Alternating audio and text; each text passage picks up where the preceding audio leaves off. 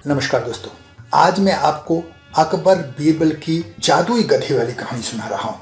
एक बार बादशाह अकबर ने बेगम साहिबा के जन्मदिन पर उन्हें बहुत ही कीमती हीरो का हार तोहफे में दिया। शाही हार को देखकर बेगम साहिबा बहुत खुश हुई और उन्होंने उसे एक संदूक में रख लिया। एक दिन श्रृंगार करते वक्त जब रानी ने वो संदूक खोला तो वो शाही हार नदारद था, वो उसमें नहीं था। खैर, वो सीधी भागकर बादशाह अकबर के पास पहुंची और सारी बात उन्होंने बादशाह अकबर को बता दी कि बेशकीमती हार हमने संदूक में रखा था और उसकी चोरी हो गई, वो नहीं मिल रहा है। तब बादशाह अकबर ने बीरबल को उस हार ढूंढने के लिए रानी साहिबा के कक्ष में भेजा। सब तरफ ढूंढने के बाद जब वो हार नहीं मिला तो चोर को पकड़ने की जिम्मेदारी बीरबल को दी गई। बीरबल ने तुरंत सारे सेवक और सेविकाओं को दरबार में हाजिर होने का फरमान जारी किया।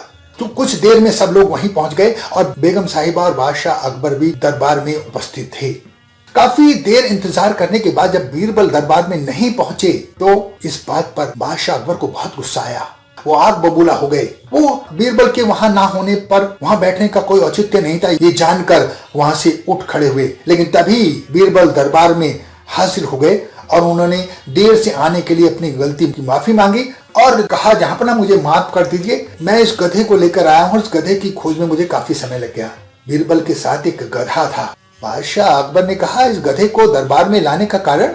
तब सबकी जिज्ञासा शांत करते हुए बीरबल ने कहा, महाराज, ये कोई साधारण गधा नहीं है, ये जादुई गधा है। ये बताएगा कि चोरी किसने की है।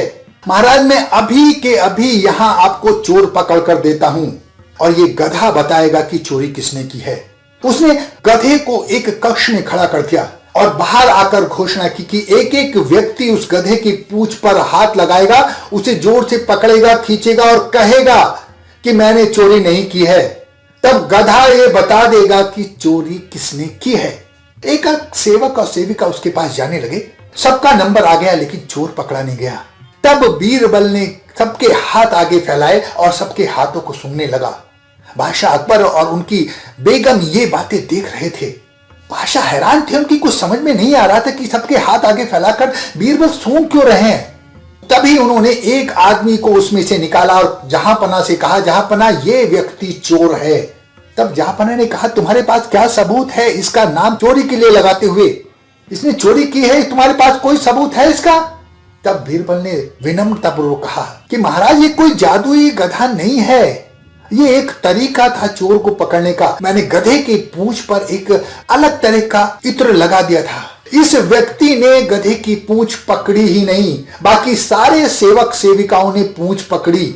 हुआ ना चोर। जब उससे सख्ती से पूछताछ की गई तो उसने अपना जुर्म कबूल कर लिया और फिर उसे सजा सुनाई गई। बादशाह अकबर और बेगम दोनों बीरबल की अकलमंदी पर बहुत खुश हुए और बीरबल को बहुत सारे उपहार दिए और साथ साथ दबिश देने पर वो शाही हार भी बरामद कर लिया गया। धन्यवाद दोस्तों।